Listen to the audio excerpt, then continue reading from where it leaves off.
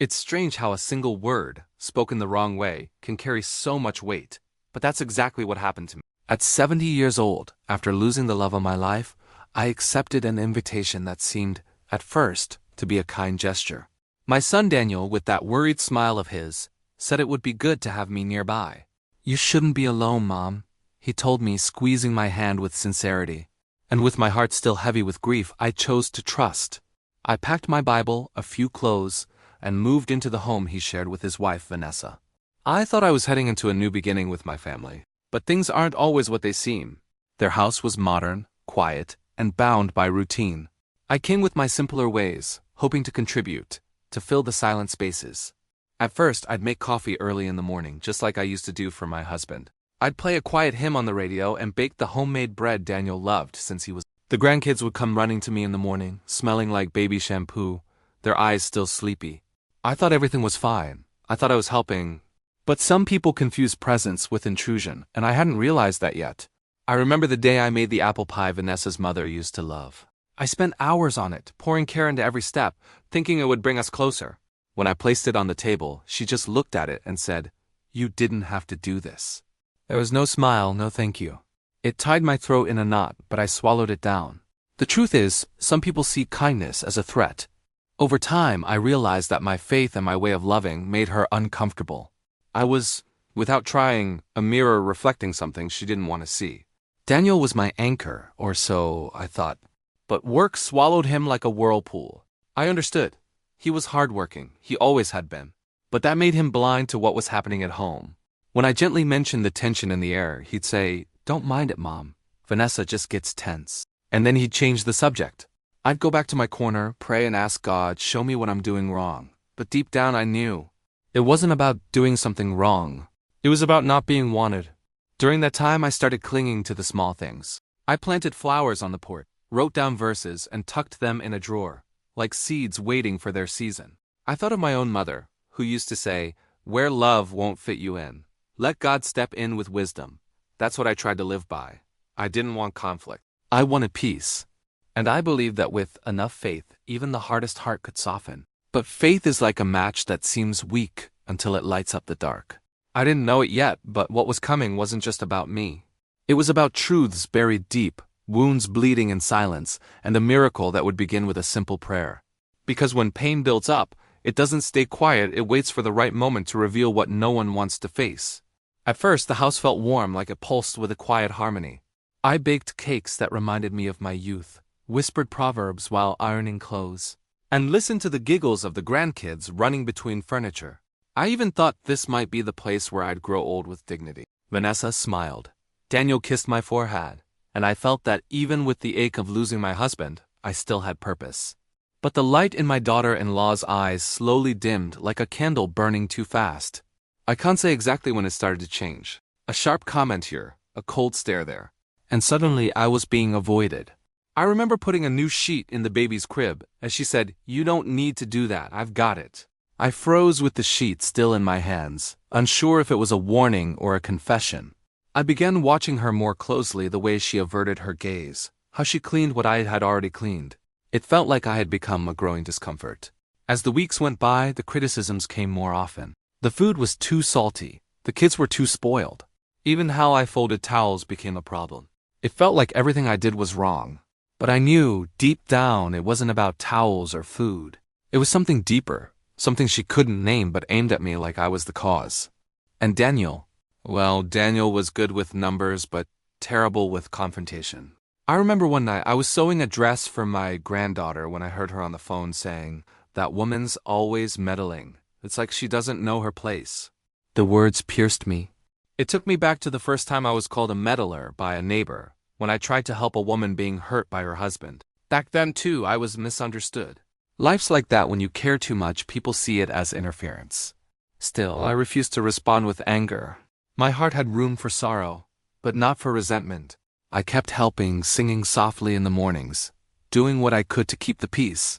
One day, my granddaughter told me, "Grandma, when you sing, it feels like heaven lives here." I smiled through teary eyes because I knew heaven only dwells where hope still survives. But inside, I felt the cracks forming. The kind you can't see, the ones that appear when love is rejected and kindness becomes a target. Every time I prayed for guidance, I heard a whisper, "Stay strong, daughter." Because sometimes before the miracle, there's the earthquake. And I sensed something shifting, even if no one else could see it yet. Her words started cutting deeper, like every sentence had a blade. Vanessa began criticizing how I brushed the girl's hair. "You're making it worse, not better," she snapped one morning, snatching the brush from my hand. I stood there, stunned. It was a small thing, but it hurt big. I looked to Daniel, hoping for some support.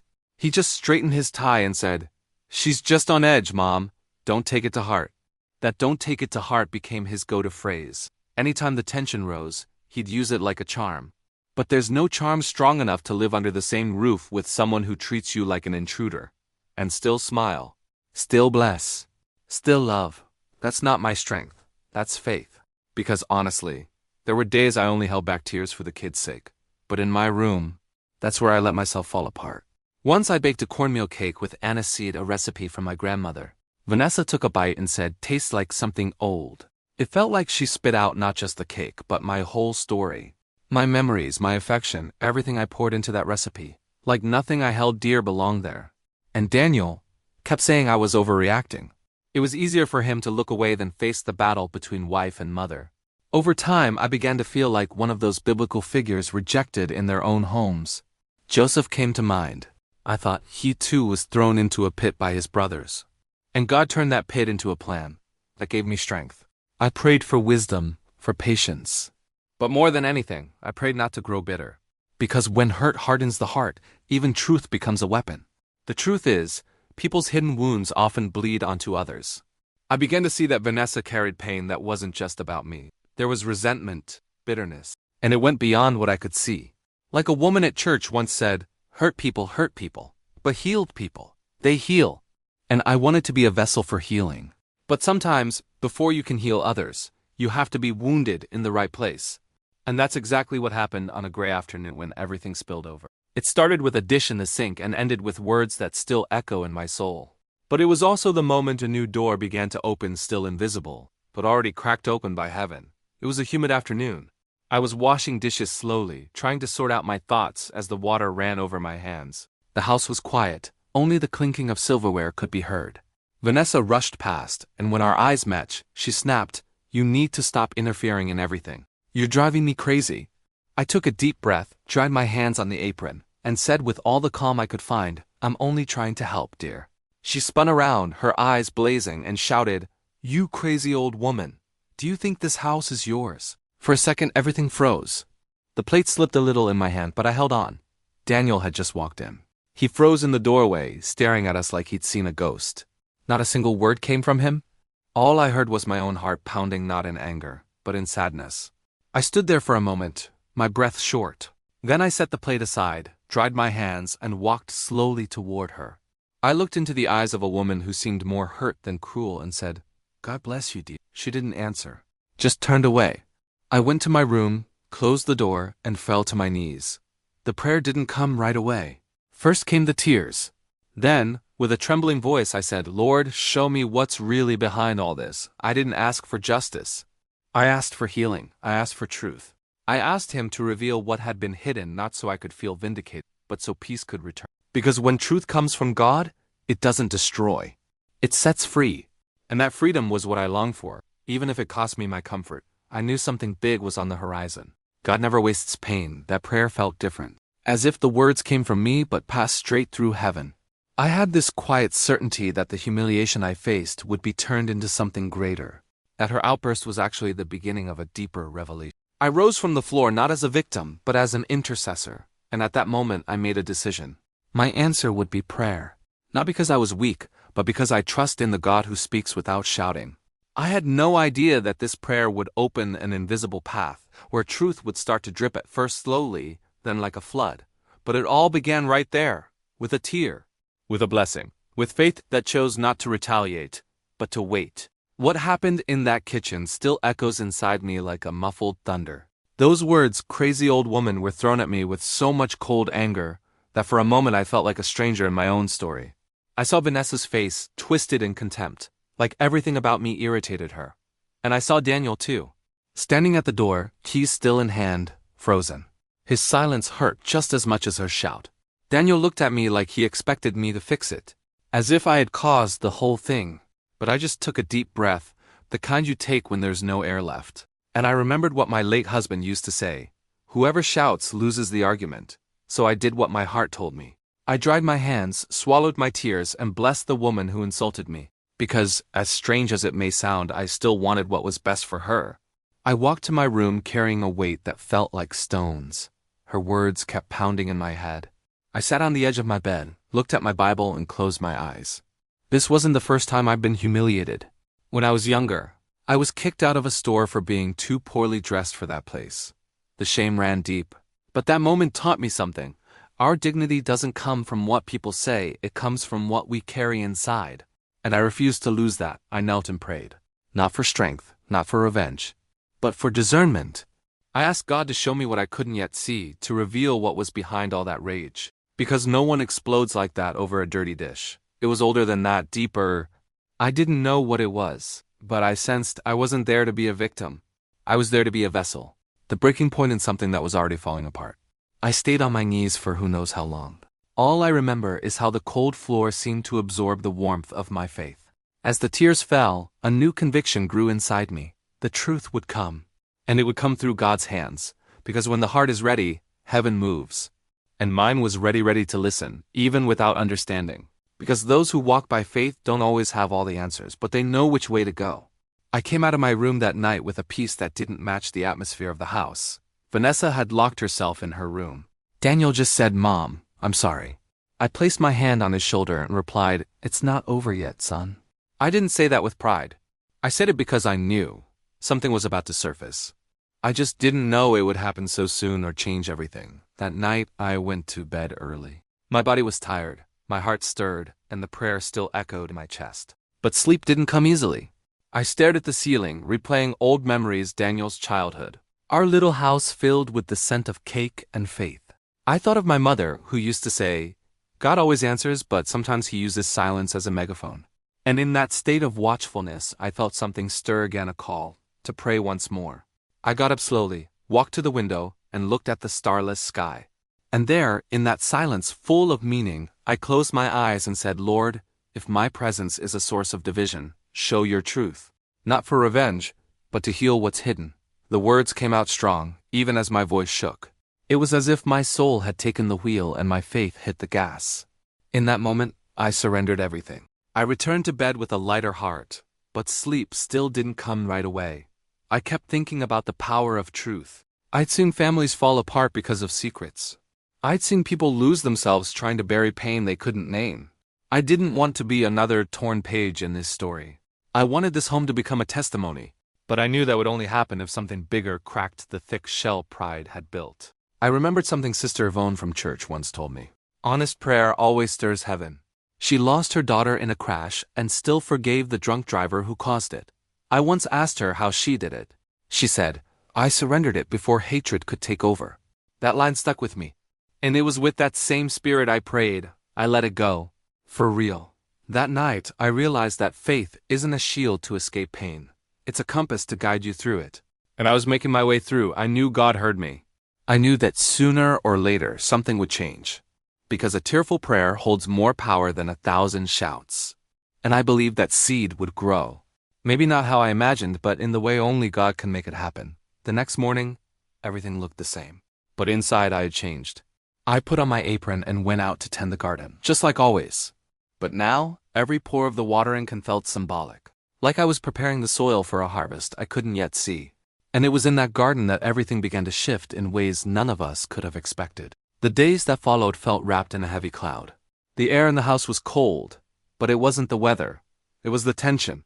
Vanessa passed by me like I was invisible. Daniel tried to act normal, but the effort was so forced it hurt to watch. I, on the other hand, stuck to my routines of prayer and caring for the plants. My small gestures were my way of continuing to love, even without being welcomed. In the garden, I spoke to the flowers like they could hear me. And maybe they could. "You need patience to bloom too, don't you?" I'd say while watering them. I saw in those plants the kind of transformation I longed to see in people: slow, deliberate, nurtured with care and light.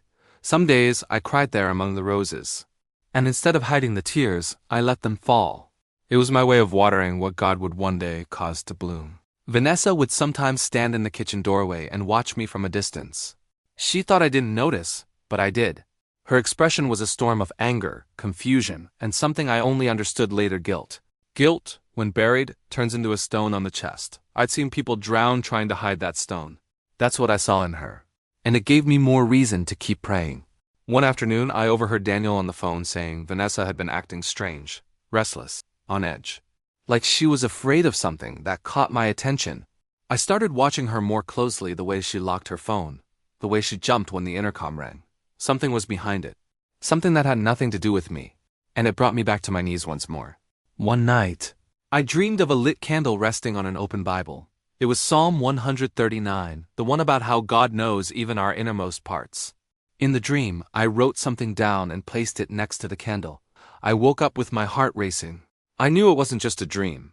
It was instruction. A calling not to confront, but to act with faith, with words, with intercession. I chose to follow that dream. But first, I stepped into the garden, took a deep breath, and whispered, "Lord, if today's the day, guide me." The flowers swayed gently in the breeze, and I felt like it was heaven's yes. I went back inside knowing this day would be different. Time itself felt suspended, waiting for the next step. That Friday morning felt off from the start. The sky was overcast, but no rain came. The air was heavy. Vanessa left early and returned late in the afternoon, pale and more shut down than ever. I was sitting on the porch, sewing, when I saw her come in like a gust of wind. She went straight to the kitchen, sat at the table, and stared into nothing. Daniel asked if everything was okay. She said nothing. I walked into the kitchen to grab a glass of water and noticed how her hands were trembling. Small, shaky fingers clutched her purse. I couldn't ignore it. "Want some chamomile tea?" I asked gently. She gave the faintest nod. I prepared the tea in silence, my heart alert. Something was coming. My soul was holding its breath. I placed the cup in front of her. She held it, but didn't drink. She just watched the steam rise, like she was watching the confusion inside her mind.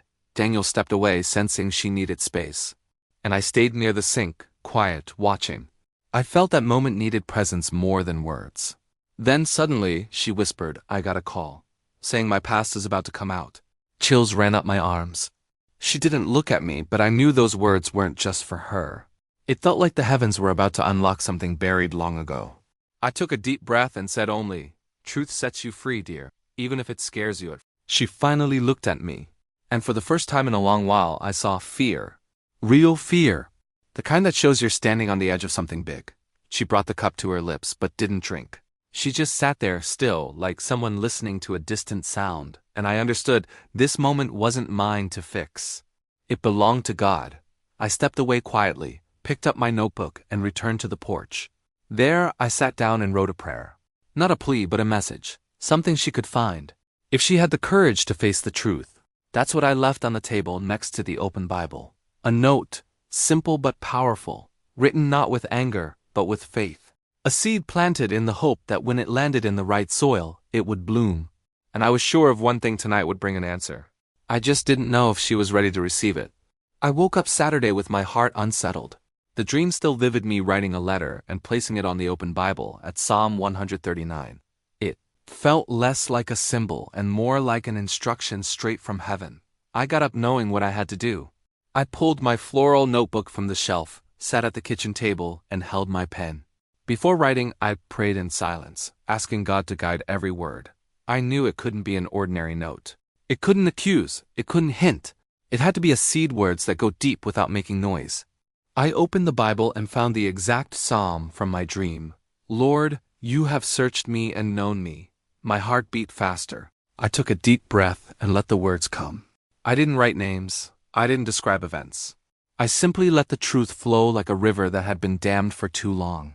The words came out like this: "What hides in the dark is not punishment. It's a cry for healing. May God bring to light what needs to be freed, and may truth not destroy, but purify." I read it over several times. It didn't feel like it came just from me. It felt dictated, and I knew exactly who it was. I folded the paper gently, like wrapping something sacred. I placed it on the table beside the open Bible and walked away without a word. My heart trembled, but my soul was calm. I went straight to the garden. Watering the plants has always been my ritual of surrender. Each flower out there carried an old prayer. As I poured water over the roots, I spoke to God and thought, I've done my part. Now it's yours. The sun hadn't fully risen yet, and the dew on the leaves sparkled like tears of hope. Everything seemed to be waiting for something. Even the birds sang softer, as if they knew the moment was fragile. That was when I realized how quiet and powerful faith can be. We plant something invisible, but it can change everything. I didn't know how Vanessa would react, but I knew that note had the power to unlock something inside her. Because no one can run from their truth forever. Eventually, it catches up, and when God's in charge, it catches up with love, not destruction. I stayed in the garden longer than usual, waiting but not anxious, praying but without desperation. The peace I felt was unlike any I'd ever known. It was the sense that heaven was about to move, and my only task now was to trust. Deep down, I knew when Vanessa read that note, something in her would never be the same. The house was quiet when I stepped back inside. Only the ticking clock marked time, as if every second held its breath. I sat on the sofa, pretending to flip through an old magazine, but my ears were tuned to the kitchen. I heard footsteps. A chair pulled out, the soft crackle of paper being unfolded. I held my breath. It was Vanessa. She had found the note. And for a moment, everything stopped. The silence that followed was different, thick with meaning. It wasn't the silence of resentment or anger. It was the silence of an inner reckoning, as if her heart was being stirred from within. I waited a few seconds, then heard a faint sound, crying, first muffled, then stronger. She was crying, the kind of crying that comes from carrying too much guilt, only to realize you don't have to hide anymore. Daniel rushed in from the garage and froze when he saw her breaking down. What happened? He asked, his voice full of worry. Vanessa clutched the note with trembling hands, eyes red. It was her prayer, she whispered. I stood up slowly and walked over, steady despite my racing heart. I knew this was the moment truth began to bloom. She looked at me as if she was seeing me for the first time, not with disdain, but with gratitude and pain. So much pain. Daniel still didn't understand, looking between us, trying to piece it together. Then Vanessa began to speak. Her voice faltered, but the words finally came. Through sobs, she revealed the secret she had been carrying for years. A massive debt. A past she had hidden from Daniel out of fear. Fear of losing everything, including him. I got married on a lie, she said, eyes lowered. I thought I'd fix it before he ever found out. But the guilt consumed me, and I took it out on you. Because your presence reminded me of what I wasn't truthful. Her words hit deep. She wasn't just sorry, she was being set free. For the first time she chose truth. And that in itself was a miracle. Daniel didn't speak for a long moment. He looked at me, then at her. His eyes welled up, but remained calm. He took her hands in his and said, Truth always finds its way, Vanessa. And if God used my mom to bring it out, then there's still hope for us. Right then, something began to heal. Because only truth, watered by faith, can mend a wound that deep. When Daniel said that, I felt warmth rising in my chest. It was as if everything made sense at once. The prayers, the tears, the quiet suffering, the insults. They had all led to this moment of healing. He stood in motion for me. Mom, come here. I walked over slowly. Vanessa stood too, unsure. But when our eyes met, there was no resentment left. Only a silent plea for forgiveness. She collapsed into my arms, cried like a child, sobbing from the inside out. She hugged me tightly and kept repeating, I called you a crazy old woman, and it was your prayer that set me free. Her words disarmed me. My knees almost gave out, but I stayed strong. I stroked her hair like she was my own daughter. Forgiveness is the medicine God uses to heal wounds no one else can see, I whispered. That room, once the setting of so much tension, now felt like an altar. A sacred space where truth and forgiveness moved as one. Daniel cried too. He knelt beside us and prayed in a soft voice, Thank you, Lord, for breaking us with love. And there, with the two of them in my arms, it felt like heaven had come down just for that scene. Because when God moves, He doesn't need noise. He shows up in the silence but with power. After that embrace, everything changed. We went to the kitchen, and Vanessa offered to help make dinner. For the first time, our hands met over a cutting board, and none of the tears were from the onions. We laughed over the small mistakes. Daniel played music on his phone. The grandkids came running to see what was going on. And I thought, this is it. This is how restoration begins. Before dinner, I suggested we pray together. Everyone agreed.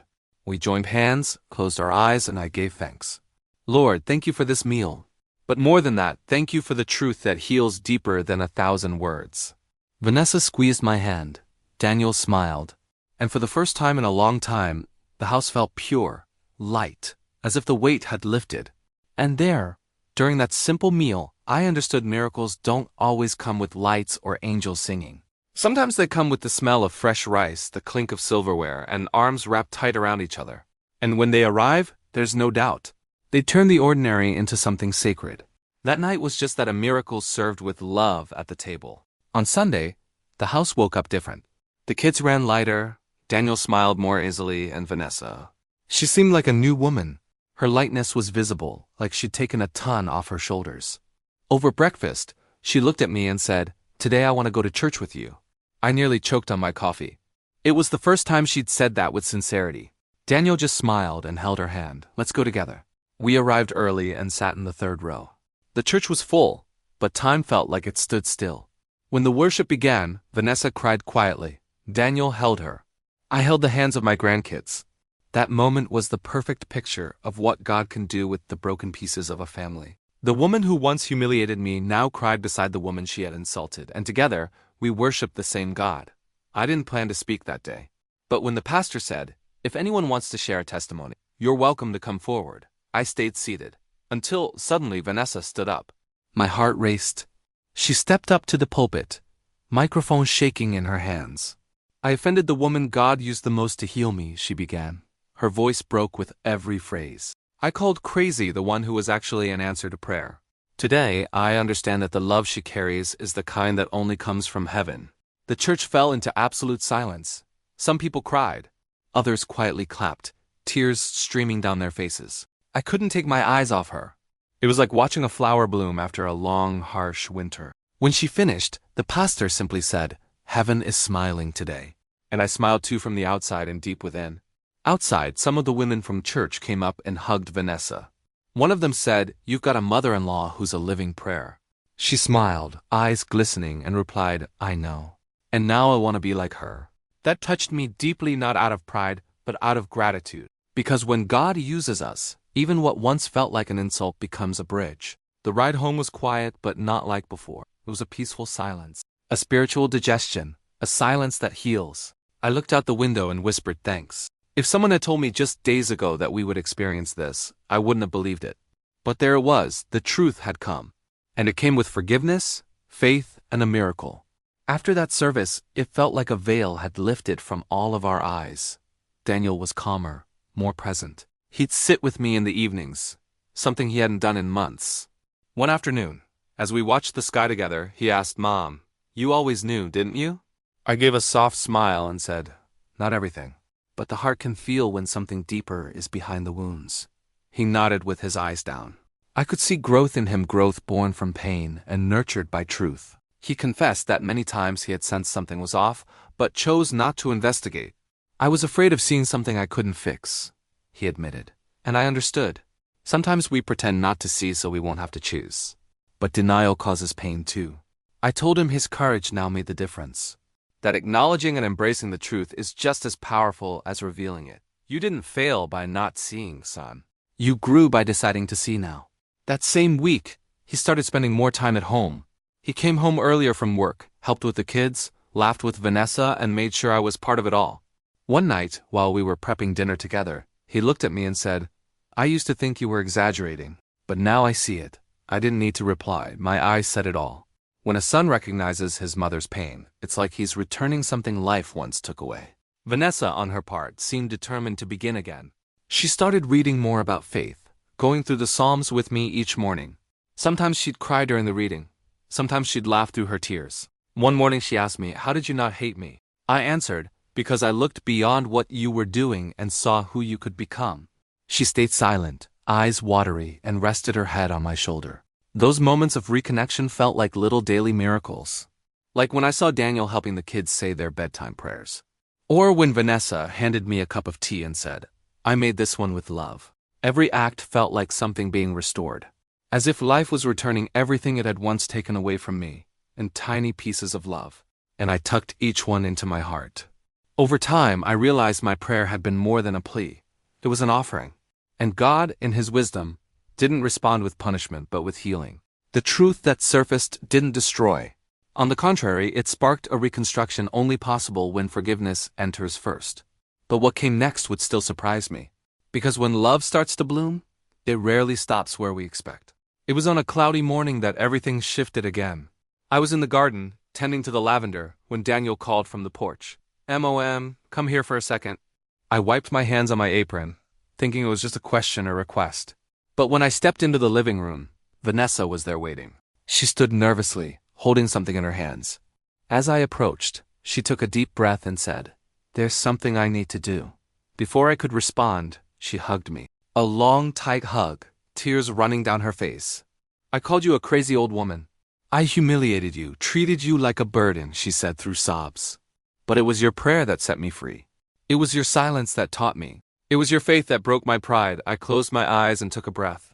In that moment, she wasn't my daughter-in-law. She was my daughter, wounded, yes, but now surrendered. I stroked her hair like I used to do with Daniel as a child. "Daughter," I called her for the first time. "Forgiveness is the medicine God uses to heal the wounds no one sees." She cried even harder.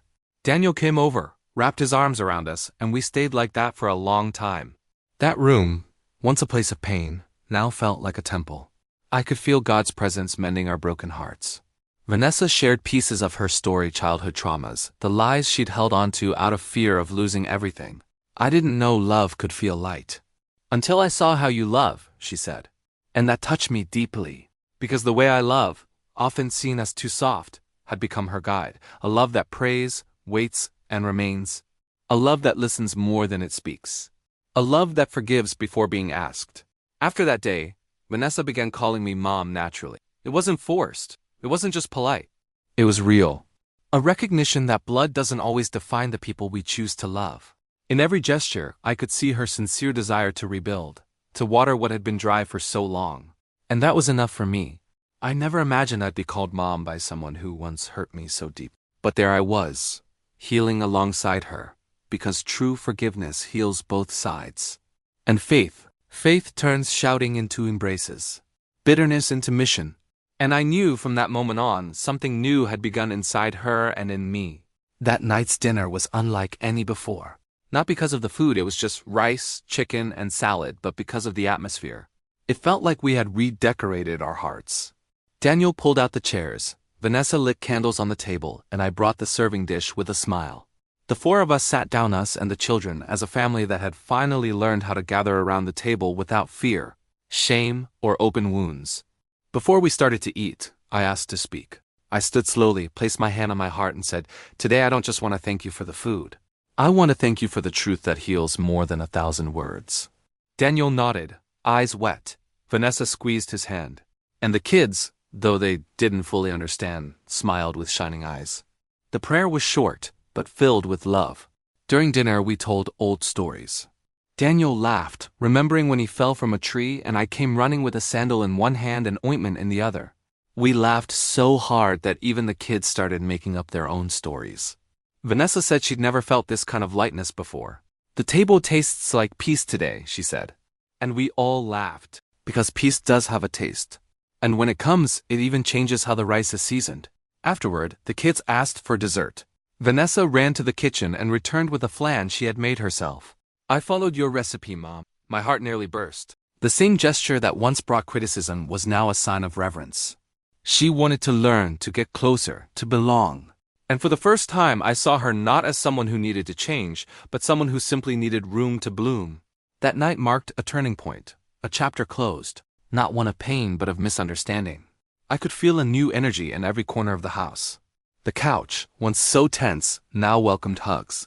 The kitchen, once cold, now smelled like fresh beginnings. And the table, our altar. That's where the miracle now lived, every day disguised as routine.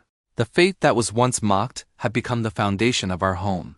And it all started with a prayer whispered through tears in a quiet room. A sincere plea, "Lord, bring forth the truth that heals."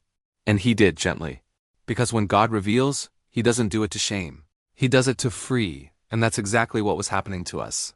The next Sunday, the transformation spilled beyond the walls of our home. Vanessa woke up early, dressed the boys with care, and said, "Let's go to church together."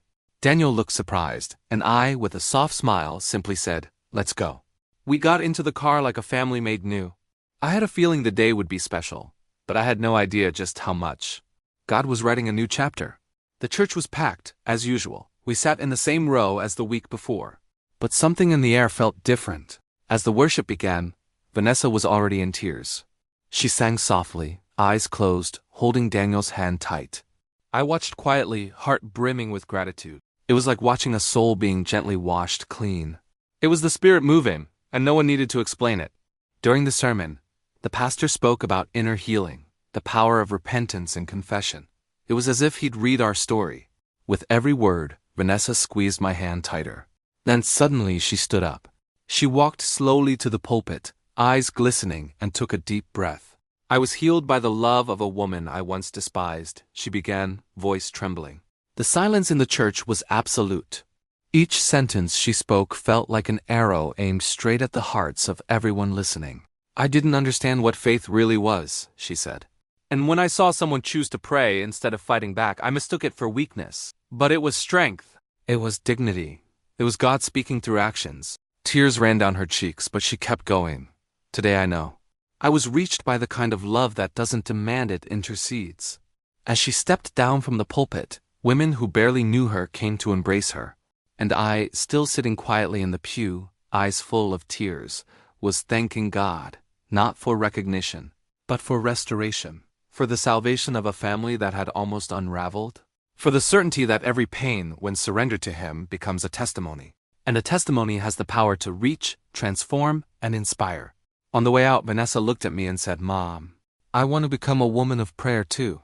I held her hand and replied, "Then pray with me, every day." She nodded. Just like that, there were no thunders, no visible angels. But there was reconciliation.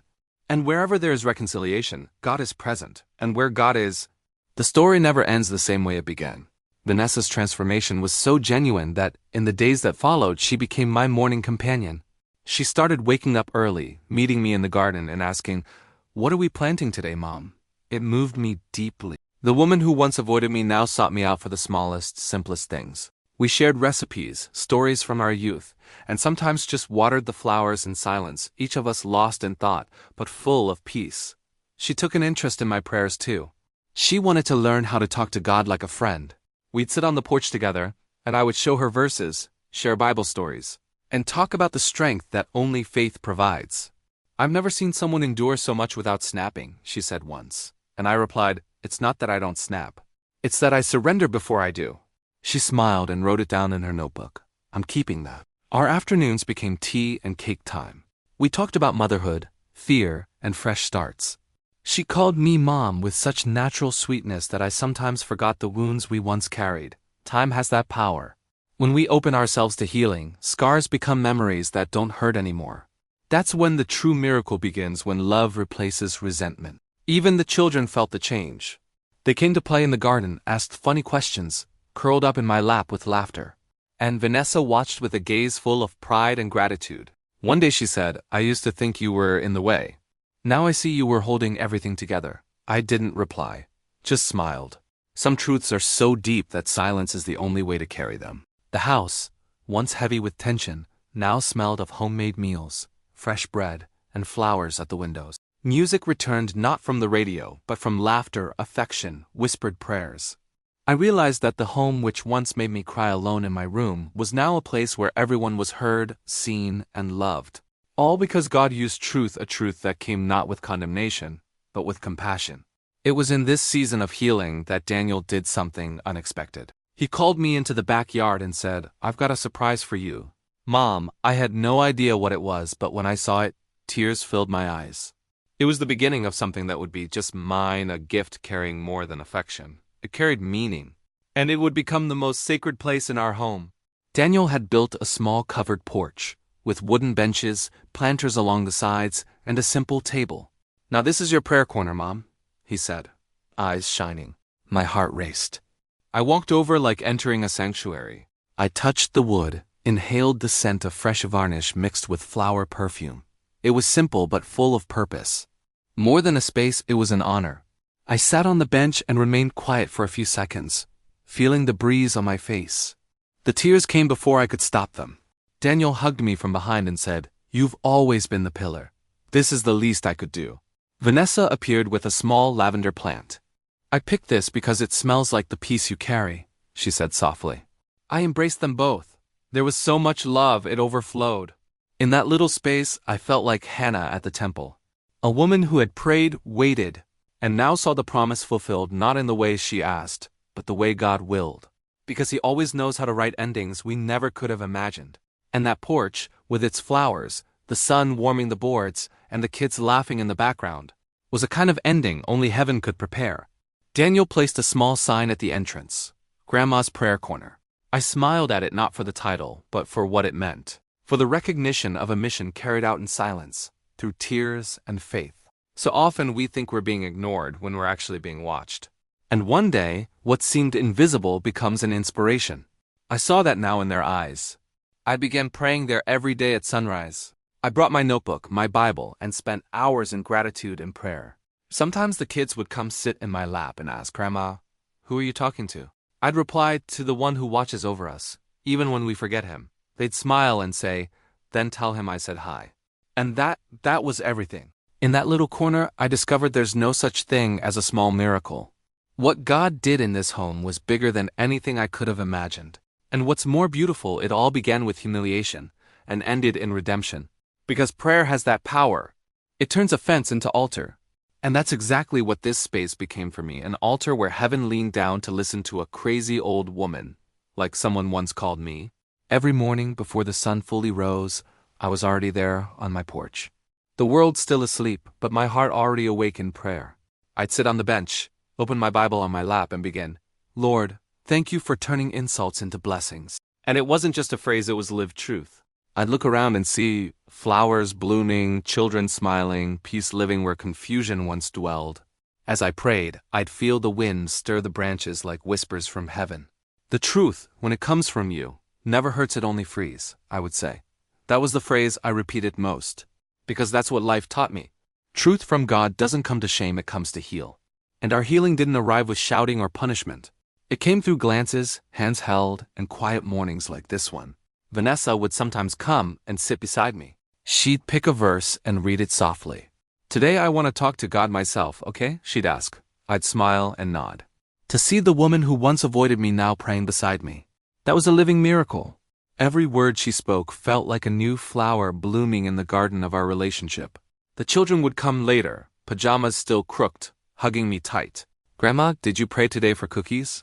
I'd laugh and reply, I prayed for you to have love the cookies we can arrange. They'd giggle, pile into my lap, and ask questions about heaven, angels, even about this thing called truth. Grandma, is truth a person?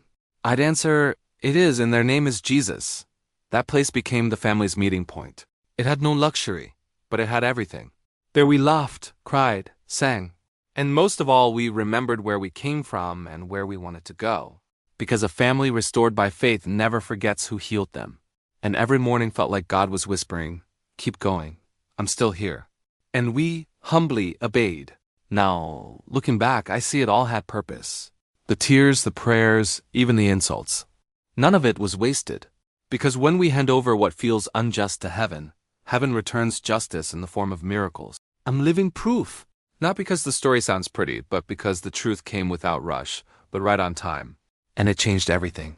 If this story touched your heart, I invite you to subscribe to the channel and turn on notifications. Not to please me, but so you can keep hearing stories that show faith still moves mountains, that forgiveness still heals, that silence still speaks, and that when God decides to move, nothing can stop him. Because maybe, just like me, you're facing an injustice right now, and you need to know there's still hope. I'm not better than anyone. I'm just a woman who chose not to grow bitter, who chose to pray instead of get even, who chose to trust God's timing, even when it felt like he was silent. And if I'm here sharing all this today, it's because he answered. Not the way I wanted, but the way I needed. And maybe that's what you're waiting for too, a response disguised as a process. So don't give up. Even when the world calls you weak, even when they say you're crazy, it was the day they called me a crazy old woman that God began the greatest miracle of my life. He used me even in my humiliation. He heard me even when everyone else stayed silent. And he moved as only he can. With wisdom, with love, in his time. And that same strength is available to you. In your pain, in your disappointments, in your everyday life. The kind of prayer that changes everything doesn't need fancy words. It just needs to come from the heart, and the truth that sets you free, it doesn't have to be forced. When it's from God, it shows up at the right time in the right way and heals even what seemed beyond repair. Subscribe here, stay with us, and follow more stories like this. Real stories filled with faith, pain, miracles, and new beginnings. Because sometimes what you need most to keep going is to hear that the miracle you've been waiting for might be just around the corner, and it starts with a simple prayer. And if you ever doubt it, just remember what happened to me. A simple woman called crazy, until God used my faith to reveal a truth no one else could see.